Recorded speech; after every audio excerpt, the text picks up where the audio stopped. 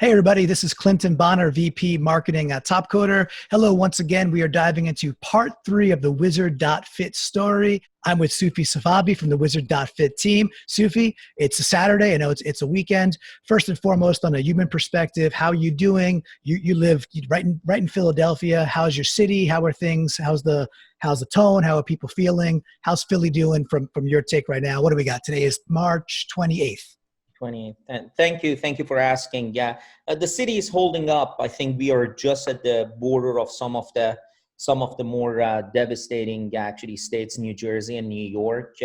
But here the hospitals, they're still holding up. We don't have the kind of the situation that New York has. The people in the city, they're basically tolerating, and they're making sure that they follow the rules. So there's not a lot of craziness going on, people coming out and try to just kind of violate some of the stay at home and the community of actually the trainers that we are ultimately very close to them. They're doing their part. I'm really amazed, but what's still the some of the smaller outfit and the studios are doing. They're putting videos out there. Actually, they have cooking sessions. They have one-on-one sessions, private session, group sessions. Yesterday, right here in our living room, my wife take a Zoom class with actually the CrossFit gym that is right near to our house. So I think everybody's coping. Everybody's hopeful that we're going to come out of this successful, and hopefully we see some light in some of the devastating areas in the country. Yeah, for sure. And I'm an optimist. I think we will, and I think we'll come back stronger than ever. And I feel that there's those kind of stories where there's so much like just, rapid innovation and a rapid change in how people approach their business and how they communicate and really reach their community. That's the inspiring part. And that's really what we're doing here too. That's really what you're doing as well, or really that is what you're doing. And to recap for the folks who maybe haven't seen part 1 or part 2 yet, we certainly will link part 1 and part 2 in this story as well. But to bring people along if they haven't yet, you're bringing a brand new fitness application to market called Wizard.Fit. You have buddies, you have friends, you have people you respect that are in the fitness world. They're suddenly unemployed. You're using a 100% distributed team, included in that is the Topcoder platform to get, virtual technology talent, design talent working with you. And we're on to part 3. So to recap real quick, part 2, we talked about your technology choices. What I loved about that discussion, I encourage everybody to go check it out. To me, it was a bit of a master's class in, well, what do you do when you want to run a 100% remote team? We talked about GitHub. We talked about using the Marvel API. We talked about your on the Topcoder platform. We talked about Slack. So many different tools you're collaborating with these remote workers, and even a marketing team that you brought in now, who's also 100% distributed. And again, I really encourage people to go check out part 2 because it's just a super cool dive into the technologies that you've kind of huddled together so that you can go fast, even in the face of all this crisis. And the other piece for me, Soofi, that was interesting is that we talked a bit about the technology choices you're making for Wizard.Fit, which included things like the PayPal integration and integration with the Zoom API. And once they opened things up, you saw an opportunity to build on top of Zoom in a brand new way, to really look at that form-intensive workouts and bring a new experience for fitness instructors and like through the application. So, last time we chatted was just quick update, look at my notes. Last time we chatted was Monday. So we chatted 5 days ago. It's now March 28th and it's a Saturday afternoon. So in the last 5 days, Soofi, can you give like just a general update of what you've seen from the platform and the teams you're working with? Last time we checked in, we had UI UX design coming in, getting done. We also had, I think, a V1 and then a V2 potentially of a Heroku application also. So some of the functionality was getting there. But you're the technologist. Love to understand what's happened in the last 5 days. Oh, definitely. A lot of actually great progress. As you mentioned, the team has expanded, and we have a lot of actually additional participants. We have Topcoder, we have actually a distributed marketing team that they're trying to actually push the message out. We have a set of actually technologists that they're trying to help out, especially as this app goes to production, figure out how to maintain it, and some of the additional actually work. We have a community of actually trainers that they started giving feedback on the app. So what, from a progress perspective, as you mentioned, we had the design on Monday. We have gone through the design, probably 2 additional iteration. The UI design is perfected, that we even did an online video demo of the UI, and we actually pushed it through Instagram to all the trainers, and I'm actually started getting feedback. We send in email communication through the marketing hub to invite everyone to look at actually the design and provide feedback that we can actually kind of blend it in. We have finished the back end. We actually today, Mithun, we love, send me actually a good news that we finished the integration with PayPal. And what's left ultimately to be able to get that into the hands of trainer is the Zoom integration that we are working on, plus kind of bring the UI skin on top of it and just kind of fit it into the design that we have.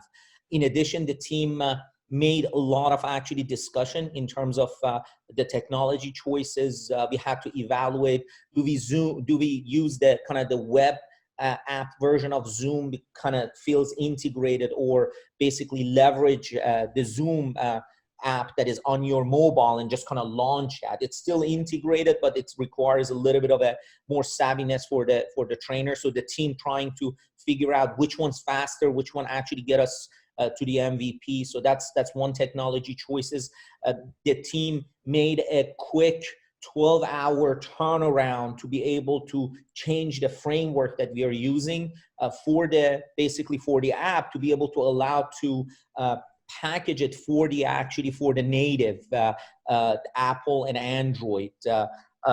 They made some discussion in terms of using a set of the technology that actually Apple is requiring, especially when you have open applications that external parties, they basically create the classes, they can name the classes. There should be some basically checks and balances to make sure that the name that they use, it fits the guideline that actually Apple has. So there's a lot of moving parts, and the team is collaborating.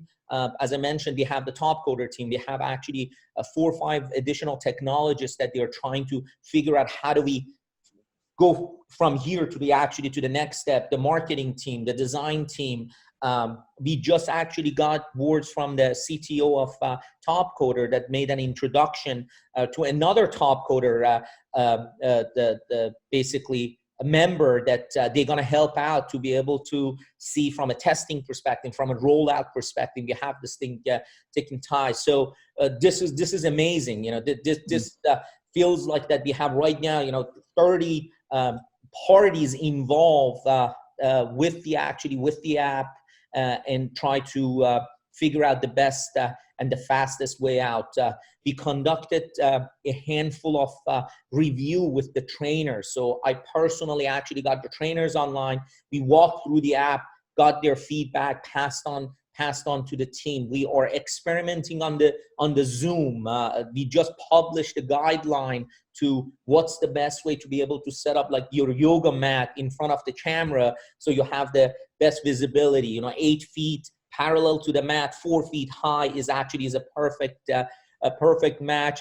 We put the guideline out very quickly. We got some feedback. Nobody has like 8 feet in the small room. So we are revisiting to figure out how you get around it. If you're in a room that you have a big bed, what's the best way to be able to set up the camera? Those are the little things that I think it's going to help us to either blend into the technology or at least communicate to be able to make this experience for the trainee and the trainer as good as the physical location, which I believe this is the key to have this thing successful. Because if that experience is very similar, then people are willing to be able to actually pay for the classes and just kind of bring the much needed cash flow into the hands of the trainers, and ultimately kind of keep the industry intact.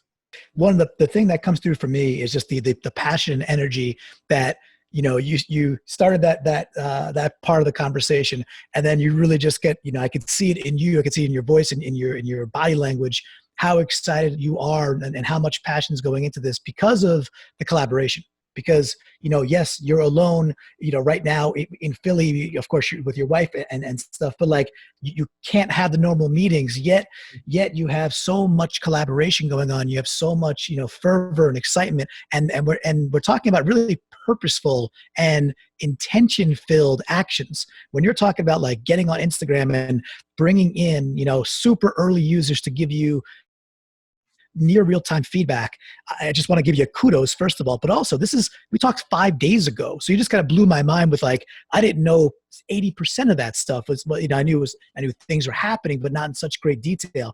5 days ago, it seems to me you probably did 3 months or 6 months of what would take the work to happen inside a traditional enterprise if the natural blinders were on and folks were just not thinking about how do I use external talent, external ability to go a heck of a lot faster. So number one is I kind of pick it up on the passionate vibe and just frankly love that. I think it's awesome. I did want to ask, when you brought it to Instagram and you got the feedback from the trainers, how many people were you able to gather roughly to give you the feedback? So we have right now the network of 40 trainers that we are communicating with. I would say I have received over 15 direct feedback about the app and questions about, okay, what about this? What about that? Are we going to be able to do this? Are we going to be able to do that? There are plenty of stuff that, even for me, it's actually, I never thought about them. So we set up the PayPal account. This is kind of interesting that everybody pays. Then I realized, how do I need to actually distribute the cash that I collected into one account to these trainers? Because it's one account. So like, I never thought about that. I was just like, so we had to actually make a quick change to the app to be able to get their PayPal account. I just talked to an intern. I said, we are not going to be able to automate this for the first release. Probably we're going to have 1 week or 2 weeks of basically this manual work. So I talked to an intern that I brought from the University of Pennsylvania to be able to help out to, on a daily basis, go through and for all the trainers, move the money that we collected and move into their actually PayPal account. So a lot of things that is coming up that I think if I didn't have the support of the community, I wouldn't even think about them. And right now they ask the question. As a result, we go back to the Topcoder team. They do a quick evaluation and says, okay, this is the best path forward. And all of it is still happening in the scope of MVP that we have, which is amazing. Yeah, that's super cool. And it also reminds me, are you familiar with the Amazon Tickle Me Elmo story from back in the day? Yes. So, for any of the folks watching, that was just the fact that you talk about, hey, if we can't automate it, well, then you just do it manually. But on the surface, you keep it easy for the consumer, the viewer, whatever it might be, the person using the application. And of course, the story goes that whatever year that is now, but when Tickle Me Elmo was the biggest, hottest thing in the world, that Amazon literally had people driving to, Toys R Us's on text threads, on whatever threads they can get on, buying as many Tickle Me Elmo as they possibly could, getting them back to warehouses so they could ship Tickle Me Elmo and not miss on that promise to their market. So, it's not uncommon at all, but it's just that grit is what it really is, right? So it's that grit and determination to say, okay, didn't realize we're going to hit this bump, because that makes a lot of sense. You collected all the money. How the heck do you distribute that now? Like legally, what happens there, right? What are the circumstances and things you have to get over? But the ability to pivot so quickly and then use the talented team at Topcoder and the technologists that you're working with, also really, really cool stuff. And that's amazing. You had 40 different trainers readily available, and you got so much feedback already. I think that's incredible. So again, hitting the fast forward for the viewers out there, we're 10 days into the builds, right? So we're 10 days into Wizard.Fit. Obviously, a ton has happened. What for you, Soofi, is the next 5 to 7, well, even 4 to 5 days, what happens next? And when do you think you're going to be at a point where you could say, okay, that's our MVP? So I think our target is to basically have that up for these group of 40 trainers that we have. Obviously, it's going to be open, but they're the ones that they got engaged, and we have basically open the line of communication so that we can collect feedback. The goal is to second week of April, which is 2 weeks from now, to have it live for them to start using it. So from now until then, there are a couple of things needs to happen. There's still a couple of pieces that we have to finish. We need to put that into a kind of rigorous testing to make sure all the features they're there with the help of some of the trainers and the help of Topcoder as well. During that time, we are basically actively engaging the community for their feedback. So this thing, it doesn't be a surprise when we put it out there. So the team is posting Instagram videos of the app and some of the features and the questions that we have. We created a Facebook account, Instagram account, and YouTube account to be able to actually push the content out and make sure that everybody's get a chance to give feedback.